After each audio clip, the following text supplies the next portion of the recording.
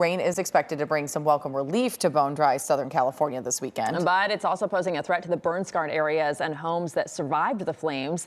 KCAL News reporter Cara Finstrom is live in the Pacific Palisades, where one family's home made it through the fire only to be destroyed by a landslide. Cara, good morning. Good morning. Some of our viewers familiar with the story here. There was a home right above this one that burned, but you can see this house did not burn in the fire. Sadly, as water was being used to fight the ongoing blazes, the earth beneath it slid and this house split in two, completely lost here.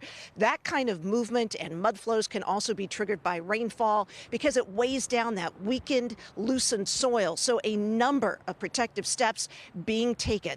Take a look. K-rails are being added to vulnerable spots across the Palisades. We spotted these along PCH as we headed in this morning.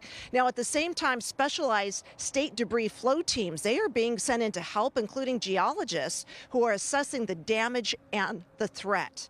And take a look. Lots of equipment has arrived. We're talking more K-rails, tarps, and other items that are on hand at the Santa Monica airport. The state says it will also be sending in more heavy equipment like dozers to help.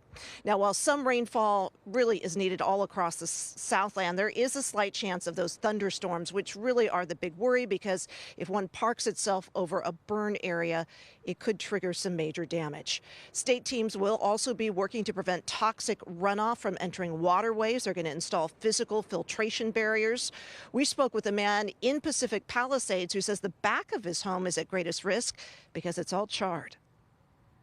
Wind is the enemy when it comes to fire, and wind is the enemy when it comes to rain, because when you put tarps down, they become giant parachutes, and it takes a lot of weight to hold them down, and it's really difficult to manage. All right, we want to leave you with this look. We've flipped our camera around to give you a view of the coastline. We mentioned that there are concerns about more of those toxic substances washing into the water. Well, up at Zuma Beach today, we know a California Conservation Corps group is expected to do more of that work there just to prepare it and get it as ready as they can for the rains on the way. I want to toss things now over to Rick Montanez for more.